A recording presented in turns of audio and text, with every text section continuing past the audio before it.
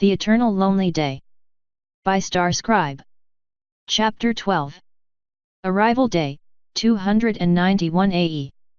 They came from the gloom of near evening, circling in from upwind where their prey would not smell them.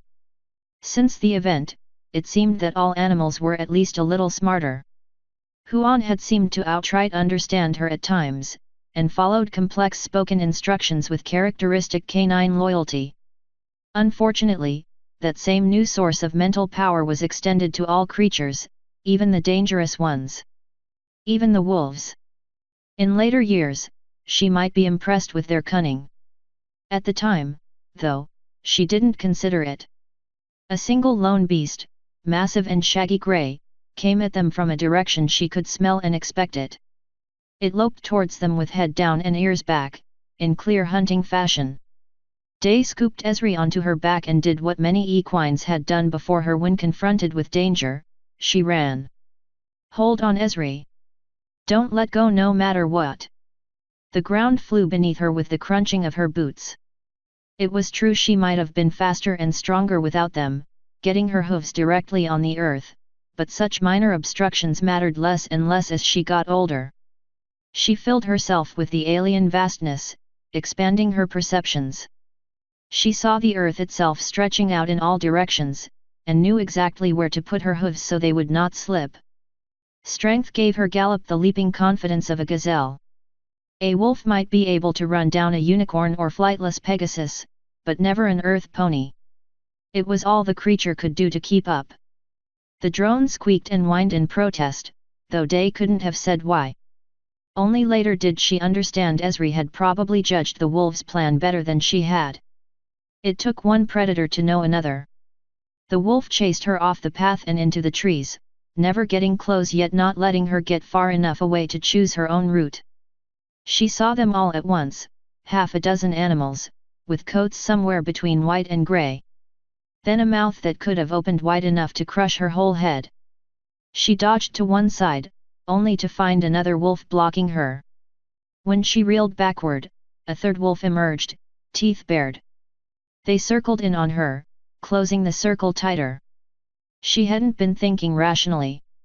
What she should have done was get her gun from inside the bag, or charged the first wolf directly. An earth pony with her strength, with 3 centuries of combat experience, she could have turned the animal to paste. A dozen wolves were different. While she killed one, another would rip Esri in half, and 3 more would be on her back. Instinct, like hot sweat in her brain, screamed that she should run, bolt through the circle and try to escape. Now that she realized it was there, she fought it back, forcing herself to think rationally. Thinking like a horse was exactly what she didn't need right now.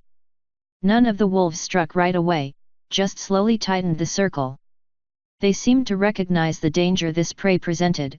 The first individual to attack would very likely be hurt. A single kick from an earth pony could break bones, which could mean death for a wild predator. That gave her a few precious seconds to think. She couldn't get inside the saddlebags fast enough, not with the way they were tightly attached to her back. Esri, though. Get in. She turned, yanking the nearest flap open with her teeth. The Luna side, the one she used for storage. It couldn't be helped. Don't open that for anything. To her credit, Esri obeyed. No sooner had she clambered in than the saddlebags froze in the air, rigid and unyielding. Alex was trapped. Of course, the wolves couldn't actually know that. She made a show of huffing and bouncing back and forth, when she was really wiggling her way out of the straps. She couldn't lower her mouth to the release, that would be an invitation to pounce. Another step closer and you're dead, she shouted, casting her eyes about the group. I'm not as young and defenseless as I look. She would have to start traveling with her gun over her shoulder if she lived through this. She hadn't thought wolves had made it this far south yet. Dead. A particularly nasty wolf, its face covered with scars and teeth broken, was the first to lunge at her. Protecting Esri had meant trapping her. She couldn't get her flank out of its way. Unfortunately for the wolf, she had felt its leap through the ground and been ready for it. She filled herself with enough of earth to turn her blood to iron, and bucked with the force of a cannon. Claws raked easily through her trousers and underclothes, but slid off her hide like it had been steel. Bones broke. Not hers. One wolf didn't move. The rest of you want that. Her shout shook the earth at her hooves, or perhaps it came from the earth. It was hard to tell. Her back legs were free now, only her forelegs were still attached. Trapped was still trapped though, and they seemed to realize. The trap sprung closed, the whole lot lunging for her at once. Archive inhaled, taking in all that her senses gave her, comparing it to all she knew, calculating. Exactly 11 wolves in the circle still alive, 3 more a little ways off to catch her if she made a run for it. She should have felt honored, such attention was only warranted for really big, dangerous prey. They must be hungry to attack a pony like this. Archive leapt forward, twisting through the stationary loop of the strap. Her jump took her away from the saddlebags, and directly into the gaping jaws of another gigantic wolf. She twisted in the air so she would take the creature with her shoulder. Archive was off the ground this time, and couldn't call upon the full strength of earth. Still, there was enough of it in her that when she met the wolf, it was her bones that didn't break. Its teeth and at least 2 sets of claws raked through her clothes in various places, bringing hot lances of pain but not enough to stop her. She landed and rolled outside the place they had closed. Her jump had been too fast for most of them to track. "You're dead," she roared, twisting back towards the group. Howls and snarls answered as they turned back on her. She let the earth wash over her, dulling her pain to insignificance for the moment. Her photographic perceptions let her take in the entire situation simultaneously. Several more of the wolves lied whimpering around the saddlebags, which had seemed so soft yet yielded less to them than a brick wall. None looked more than stunned, however. She had only taken one more out of the fight, as the huge female retreated to nurse a few newly broken teeth. Escape was there in the air, if she could get the bags open and closed again in time. If she died in the fight, Esri would almost certainly starve before she returned. Archive had to survive. "You're supposed to be hunting deer, damn it." One of the wolves was clawing at the saddlebags where Esri had vanished. He managed to get the side open, but it was empty. Only Archive or Luna could open that bag. They left it open, which meant she would have to close and then open the bag, without letting them get in beside her. At least Esri wouldn't be able to open her way out with the bag already open on the outside. Archive turned and fled, pounding deeper into the forest towards the nearest watching sentry. She made no attempt to evade the creature, striking straight on at a full gallop. More blood stained her white snow clothes, more blood that wasn't her own and another predator that wouldn't hunt pony again. She pounded through the forest, twisting and weaving like a doe that had lived here all her life. She came upon thick brambles, but didn't even slow. "Let me through." The plants grumbled in their way, but slid aside without so much as snagging her coat, letting her maintain her pace. She banked sharply to the left as she came upon a frozen pond, which would have sapped all her magic the instant her last hoof slid off the snow. One of her pursuers, a few fresh scratches on its hide from the nettles, couldn't turn sharply enough and went sliding out onto the ice. A few more scrabbled against it, found their footing, and kept going after her. Just how hungry were these wolves? She had injured 3 of them now and hadn't been slowed. Shouldn't they have given up? The alternative frightened her far more than the idea of starving wolves, wolves smart enough to take it personally when she killed their own, and to feel anger and hatred towards her. To want revenge. They wouldn't get it. They had picked the wrong lonely traveler to attack. Pity really, Archive had no anger towards a predator for doing what it had evolved to do. She wouldn't hesitate to do whatever she had to do to survive in turn. If that meant killing each and every one of them, she would. Guilt and second-guessing were luxuries of people who weren't somebody's food. She couldn't stand her ground, not without getting torn to pieces. She could keep enough magic in her for a single blow, but not half a dozen at once. Each new strike weakened her, strained her connection to the planet that much more. What she needed was her gun. Her loop took her back to the saddlebags, floating as they were in the air. A short, lean wolf still pawed in vain at it, neither scratching the leather nor succeeding at revealing the juicy changeling inside. "Get out of my way," she bellowed, and the juvenile retreated. Alex didn't bother with the open side, but jumped and clambered into the sun side of her saddlebags, where she landed in a limp heap. She heard more scratching and barking from outside, felt the fabric shake. Maybe they would try and open this side too, and she would have to shake the entrance until she could get the flap to drift closed. What she wanted to do was sit here as long as it took to get the wolves to get bored and leave her alone. She couldn't though, not with Esri terrified in the storage side. No child could be left in that state. Esri needed love, and without it she might be rash. She might eventually try to escape, right into the waiting jaws of the wolves. Alex shrugged out of the jacket, wet as it was with blood and shredded through in several places. She pounded into the room, straight to a locked safe concealed behind a wooden panel. She twisted several times with her mouth, forcing herself to hold steady so that she wouldn't make some mistake and have to start over. The gun safe clicked, and she tugged violently until the thick steel swung outward. Inside were several weapons, pre- and post-event both and all in good working order. She selected one of the most modern, an Ansir MKV. The gun seemed like a strange fusion of splint and weapon, clicking into place with plastic grips along her foreleg. Electric servos tightened and secured it in place, and the sight clicked up. Lifting her leg and tensing was all it would take to fire. She pounded back to the entrance, where claws still scraped in vain at fabric. "Hollow point," she shouted at the gun, which beeped loudly and made plastic grinding sounds as it switched internal magazines. Alex planted her other 3 hooves securely, then used her front right to flick the bag open.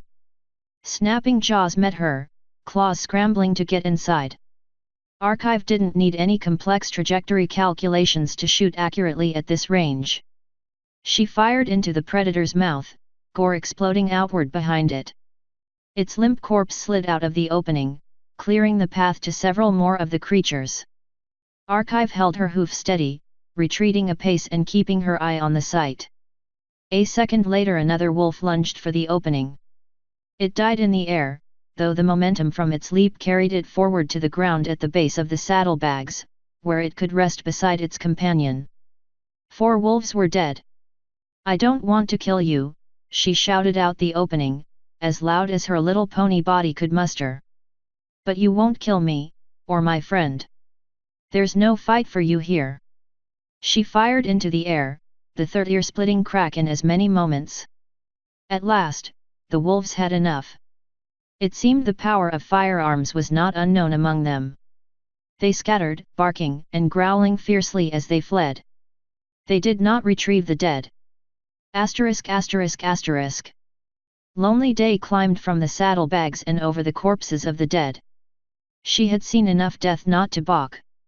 That didn't mean she relished seeing it, though.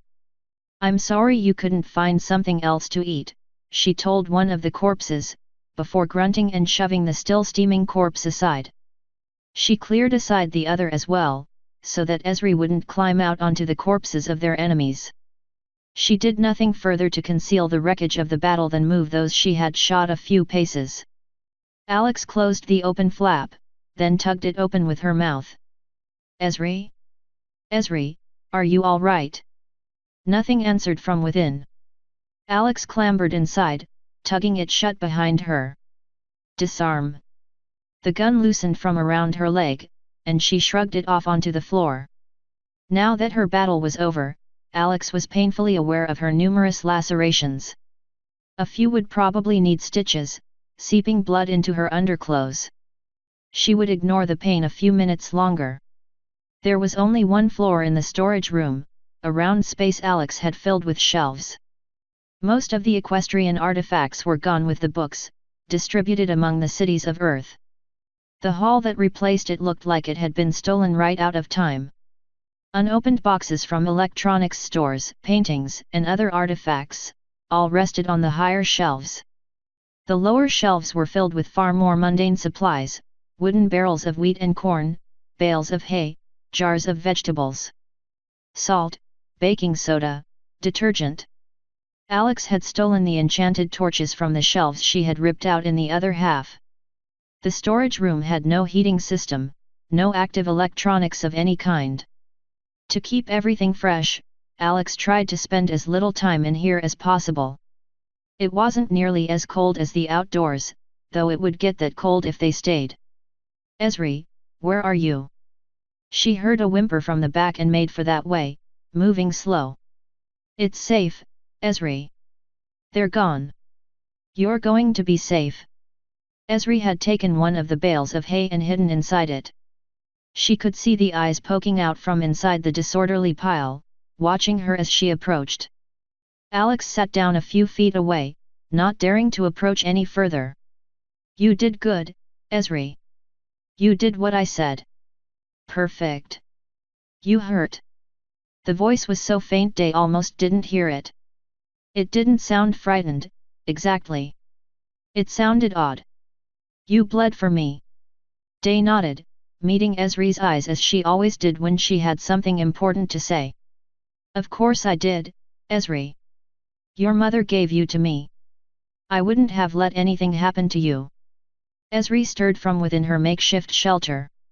Her head peeked out first, then she emerged, shaking the straw away from where it clung. "Why? I protect my own." She didn't look away, but she did stretch and expand her perceptions into the non-visual, as Sunset Shimmer had taught her to do. She had done so before with Esri, and never seen anything. Now she saw a line, a faint thread and an ember burning on borrowed time. She let her mind drift back to reality. "You're not imitating anymore." She was still bleeding. If she didn't do something about it soon, she might be too weak to treat herself. "No." She ignored the pain a little longer, reaching out and embracing the little drone. Not even a month ago, and she had been little more than an animal. Were all changelings so close? Esri closed her eyes and held herself there until Alex let her go. "Still hurt? I should probably do something about that, hey." She let the drone go. "And all the blood. Come on." She gestured to the door. "Let's get over to the other side. I've got first aid in there." "K." Alex took up the gun again when they reached the entrance, arming it. They wouldn't be caught defenseless in this country again. As soon as they were back on the snow, the saddlebags flopped limply to the ground like so much fabric. Alex tossed them onto her back, but didn't bother securing them. She just wanted to get away from the dead, in case the wolves were hungry enough that they decided to come back for their own. Esri looked around in awe at the wreckage of battle. She stared at the corpses until Alex nudged her to start walking again. They didn't say anything else. Without the protection of the spells, the winter stole the heat from Alex and made her whole body feel stiff. Blood froze into her clothes around the wounds, and cracked as she walked. It was not a state any pony ought to travel in. She took them away from the dead, away from the path and back to the brambles from earlier. There she concealed the saddlebags, and flopped inside like a dead fish. "Help!" Esri pawed at her side, her tone frantic. "Need help?" And no. She shivered, tried to force herself to stand, then failed. Just a little weak. She started dragging herself towards the stairs, not caring that she was tracking snow in with every gesture.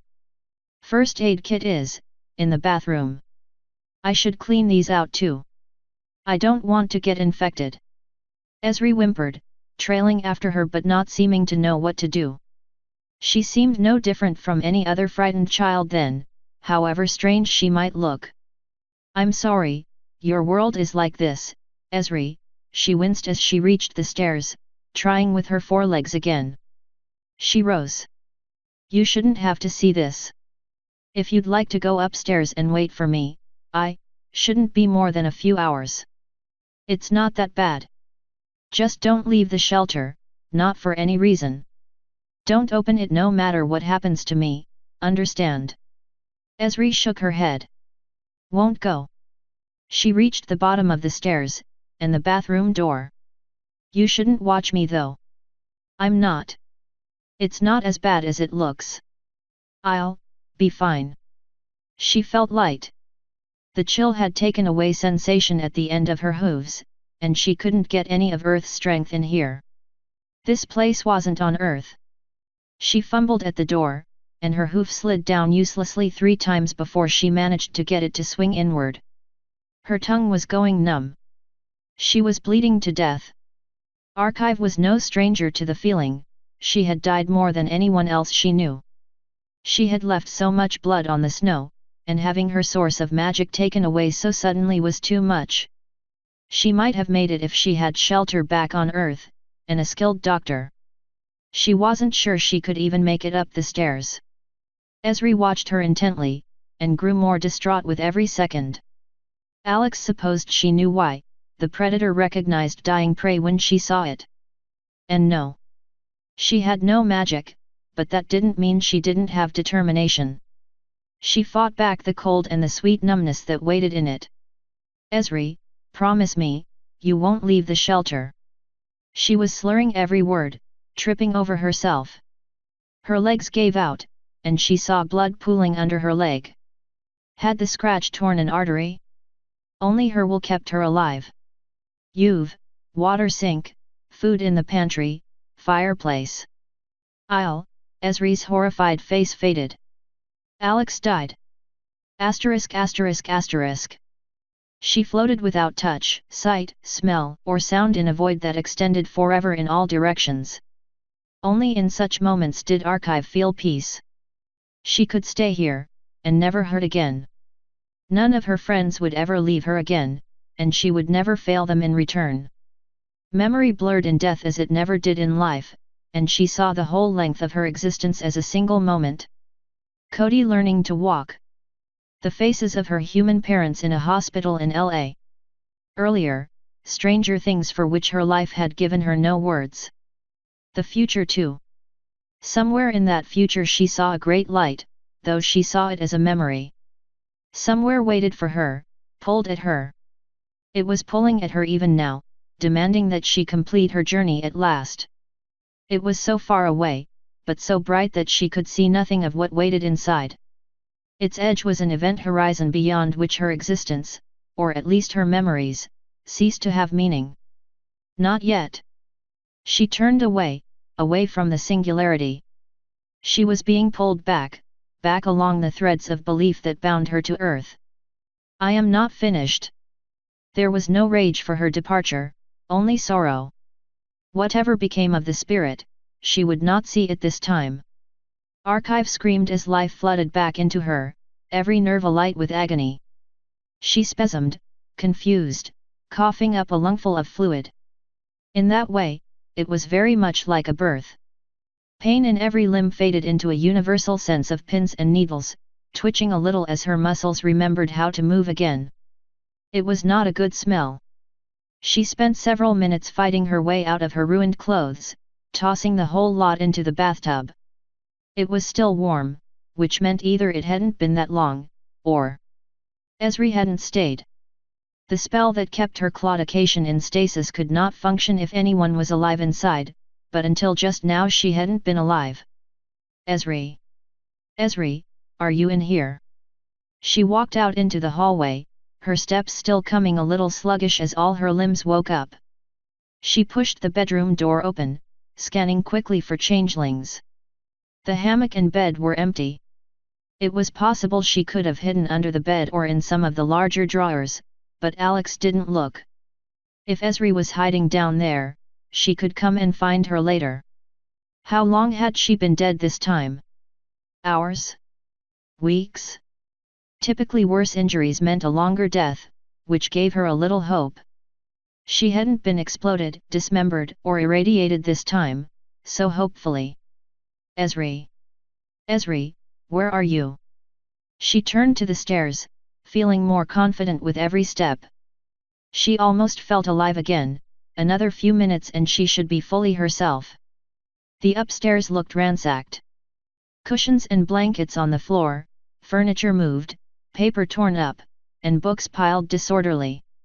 The kitchen was worse, and she could scarcely see the ground through the mess. What had happened? Esri, where are you? Alex stood at the head of the stairs, keeping her eyes alert for movement. The entrance was closed, though, that didn't mean it hadn't been used. Any pony could open it from inside. If Esri had disobeyed even once, she likely would have gotten stuck out there and frozen to death. Please Esri, it's me. I'm okay again. Where'd you get off to? Alex hurried to the controls in the kitchen, which displayed the current local time. 2 days. Unfortunately, the clock didn't actually run when someone wasn't inside. She had to update it each time they used the shelter if she wanted it to stay synced up with the world outside. It meant at least 2 days had passed. Damn it Esri, I hope you can follow instructions, Alex thought, darting back into the room to begin a more thorough search. Her mind began to wander as she looked, thinking to what she might tell Queen Blacklight if she couldn't find her. Yes Riley, I helped your daughter find her soul, but then I let her wander out into the woods and freeze to death. No, I didn't get to talk to her and figure out what made it work, I let wolves kill me before I could. There were no excuses with a changeling queen.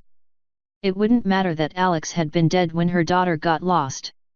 It would still be her fault. Alex couldn't find Esri on the second floor. She tried the rest of the basement too, even opening up the maintenance areas and checking them, but they hadn't been disturbed. That done, she made her way up the stairs to the 3rd floor. The 3rd floor was really just a round balcony that circled the room, giving access to the shelves around the wall, which she hadn't torn out.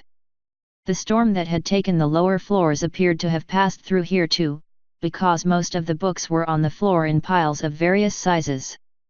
She found Esri asleep in a nest of books, blankets, and food. Dried crackers and vegetable paste were smeared on the ground around her, and the whole thing was covered with so many layers it probably could have kept Esri warm in the snow. Normally she would have been furious at the mess. Under the circumstances, she was so relieved that nothing Esri could have done would have made her upset. She didn't wake the drone. Once it was clear the little insect pony was breathing, Day lowered the blankets back into place and set about the process of repairing the downstairs. Alex found it easy to lose herself in work, particularly after becoming a pony. She turned down the heat while she worked. Less than a third of their hydrogen remained and they might need it if they got hit with another unexpected storm. A fair amount of food had been destroyed, along with a few books that had fallen into something wet. That might be a high price, but it wasn't too high to be worth paying. She hadn't lost Esri. She collected anything that might be flammable in one bin, to save for when they next built a fire. Nothing could be burned inside the library lest they all choke on the fumes. Maybe when they were closer to St. Louis, and further from the apparently expanded territory of the wolves. After an hour or so putting the upstairs back together, with plenty left to do, she heard stirring upstairs in the form of rustling blankets and tumbling books. Lonely Day froze in place, looking up towards the upstairs balcony where she was sure she would see a pair of insect eyes pretty soon. "Good morning Esri." "Good morning," she imitated, though in this case she didn't copy Alex's tone. It seemed a few days alone hadn't been long enough to lose the ground they had gained. Assuming it even could be lost. "Morning," her wings buzzed, and abruptly the drone slid between the bars of the railing and began to descend. Esri couldn't yet fly, Alex knew that now. She was excellent at gliding, however. The drone landed on the top of the nearby couch, and seemed to be glaring at her. Day froze, silent as the drone sniffed at her, walking a slow circle through the cramped space. Whatever Esri seemed to be expecting, she didn't appear to find it, because she only got more confused. "Dead," she whimpered, clinging suddenly to one of Day's hind legs. "You died." "I did." Lonely Day was not surprised a drone would be conscious of the reality of death, living in a changeling hive.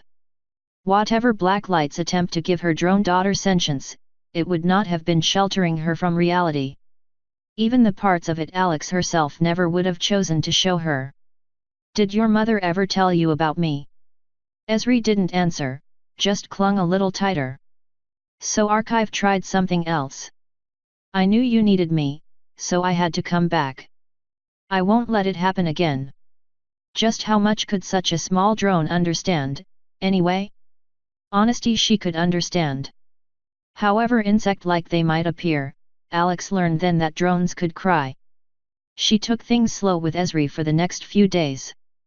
Alex spent much of her free time cleaning up her cabin, or doing her best to repair her enchanted clothing. The underclothes were thoroughly destroyed, but that didn't matter since she had several sets. The jacket and snow pants, on the other hand. She was fortunate that the spells didn't require absolute integrity of the materials involved. Even so, the openings leaked heat she couldn't afford to lose in the dead of winter. Day trimmed the tattered parts and sewed patches on the inside, but that was all. Hopefully she could find a good tailor in St. Louis. Esri retained her intelligence, and seemed to grow more alert by the day. After a day or so of being cautious around Alex, she returned to being as affectionate as ever, never letting her out of sight. Eventually Alex had done what she could for her winter clothes and they started walking again. She kept her gun within reach this time, and used it more than once to protect them from predators. Few bothered them on the road, though. There were plenty of other animals to eat, animals that weren't possessed of powerful magics or advanced technology. As it had been in Earth, that was, animals attacking people was more an irregular sign of desperation than a commonplace occurrence. Another few weeks, and they passed through Effingham. No ponies lived here now, though before the event the little city had been larger than Alexandria. As with most places, the neglected structures had fallen into disrepair, though the older stone churches and banks continued their hollow vigil. They were wearing their snowshoes the day they arrived, the wind gusting fiercely but no snow falling. Buildings! Esri shouted as they entered, pointing at an aluminum building half buried in the snow. That's right, Esri. Alex couldn't scoop her up. It was much harder to do that when the drone was wearing snowshoes. She didn't like the idea of getting kicked in the face with them as she walked, which Esri was very likely to do. That is a human building. It must have been made stronger than the others, since it isn't fallen over. Why? Because we have a freeze-thaw cycle here. It's very bad for buildings. Why? Lonely Day could not allow herself to get annoyed with Esri's constant questions, even if they kept on until the day they reached Radio Springs. You know what ice is, right? And snow. Esri nodded, kicking some towards Alex. It's everywhere. Right. Well, water is bigger when it's frozen than it is when it's liquid. The water we drink would get bigger if we left it out in the cold. Why? Because it's a polar mole, she sighed. That's not the point. They passed a huge hunk of metal on the side of the road, what looked like it had once been a tractor. Rust had devoured it, leaving only a few odd bits to poke out from the snow. She would find a similar story in every parking lot and driveway she cared to look. These days it took a little forensics to tell where a car had been. Just think about it this way, Esri. Water gets into things, from the rain and the dew. Then it gets cold and the water freezes. It can break things apart. Over a long time, it can even break rocks. Most of the stuff people made buildings out of is way weaker than rocks.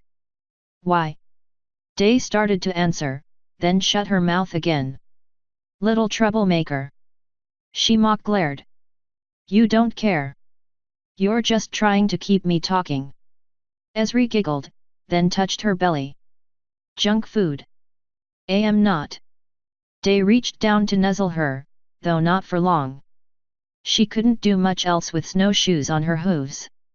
Your mother never told me you'd get so clever when you woke up. She's gonna get an earful from me when I write to her. The drone stopped giggling. What is mother? Mother is, Lonely Day considered that a moment. How much of her earlier life did the little drone remember? Alex never got clear answers when she asked about her life in the hive. Usually reminding Esri about her early life just made her mopey for a few hours. Mother is the pony who loves you the most. The one who looks out for you no matter what. Oh, I know what that is. Esri rested her head on Alex's side. I thought you were called Alex. Alex sighed, though she returned the embrace.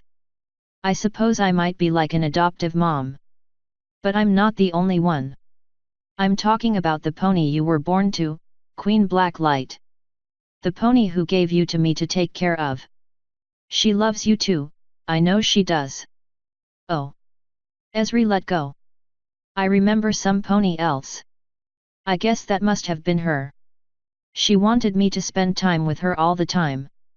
I wanted something, she strained, then shrugged. She didn't have as much food as you. She gave you all the love she could, Day said, without hesitation. But I'm not like other ponies. The reason I came back after I died and the reason I have more love than she does are the same. There was no way to explain something so complex, or at least none she could think of. Not really a pony. I just look like one. Kinda like changelings, I guess. You can look like ponies when you want to. I always look like a pony, but I'm actually something else underneath. It doesn't have a name, I don't think there's ever been one of me before. Why? Not this routine again. Alex groaned. I don't know, Esri. It's not natural.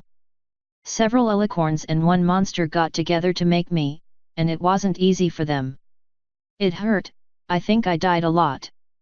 Over and over again, until I didn't need their magic to come back. Until I wasn't a pony anymore. She froze in place, prompting Esri to stop walking too. She saw something in the distance, something that shouldn't be there. Smoke. Not the out-of-control fire kind of smoke either, but the kind that came from a chimney. Nobody had been living here last she checked. Had someone been unfortunate enough to come back in the dead of winter to a town time had destroyed? If so, she owed her help. Archive was no alicorn to teleport around the planet, or a force like the Keeper that could be everywhere at once. It was all she could do to do good where she was at that moment. For what few of them she had met, Archive appreciated the can-do spirit of the country people who had lived out here. If any pony could survive in a new body in the dead of winter, it was the sort of person who had chosen to live so far away from civilization in the first place. Time to run, Esri. Someone might be here. They might need our help.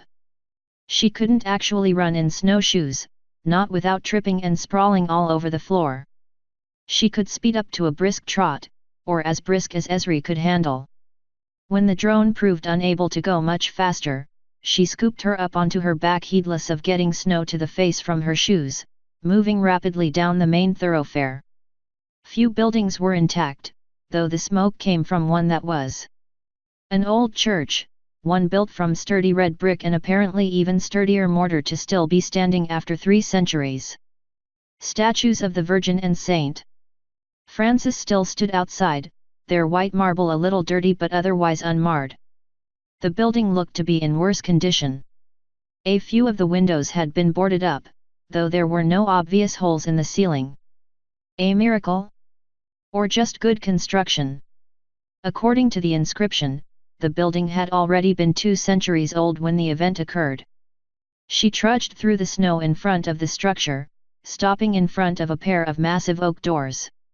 Day knocked with the side of her snowshoe, sending loud echoes into the building. Is there a pony inside? Esri asked. Or a griffin, or a minotaur, or a diamond dog, or a... She shrugged. Zebras and changelings count as ponies to me. I just want to make sure they're okay, Esri. I don't know many ponies who would choose to live alone in a rotted-away town. That probably means they've come back since last anyone came through. Maybe even this winter. She knocked again, as loud as she could without dislodging her snowshoes. She heard movement inside then, the sound of hooves on stone. Locks rattled, hinges creaked, and the door swung open. Hello there. Cold day to be traveling, why don't you come in before you let the heat out? The voice was warm, the accent slightly German. It did indeed belong to a pony, a stallion wrapped in several layers of mostly rotten robes that looked like they had been trimmed to fit with a pair of rusty scissors. The hoods were up, but he tossed his head back, pushing them aside to get a better look at her. His mane was as much a mess as his clothes. Of course, sorry about that. Just let me. Alex stepped out of her snowshoes one at a time, bending down to dislodge the straps with her mouth where necessary. Hop down, Esri, let me get yours too. We don't want to track snow inside with us. For her part, Esri obeyed, but never looked away from the stranger. Alex wasn't sure she liked the suspicion. So she slid off her boots as well, even though there was no snow on them.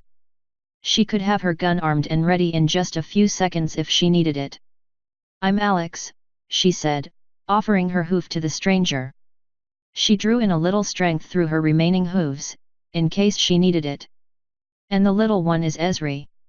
He didn't return the gesture until he had shut the door behind them, sealing out the icy chill of winter. Pleasure, Alex. Call me Rudolph. Welcome to my home. Alex looked around, and saw an interior that shouldn't exist. She had thought the building looked intact from the outside, but inside. The sanctuary wasn't just intact, it was untouched. Not like her mother's house, which her labor made resemble the old house, but was really a constantly rebuilt and remodeled one. The pews were shiny wood, little pillows for kneeling as colorful as they had been on the day they had been sewn. There was little dust, and what carpets and paintings there were had retained all their vividness. It had been a long time since Alex's first communion, and she'd never set foot in a real church after that. Those days had been before her perfect memory, so she didn't recognize much. What she did recognize were the signs of attention and care. Candles burning at various points along the room, and dozens of them in front of the altar. Not a speck of dust. Alex had taken Esri's reaction to the stallion to mean he might be some kind of predator, as one always recognized another. She had clearly been mistaken. You keep an impressive house, Rudolph. Or is it Brother Rudolph? He wasn't wearing anything priestly beneath the plain brown sackcloth, at least not that she could see. The stallion smiled. Just Rudolph, if you please. His accent was thick, but it wouldn't have stopped Alex if he was speaking German, or most other languages. Just Rudolph then. Alex pulled back quickly, letting her gun tumble to the floor and sliding her right foreleg into it. Servos tightened and the sight flipped up. She stepped between Esri and the stallion, but didn't actually raise the gun. What sent you?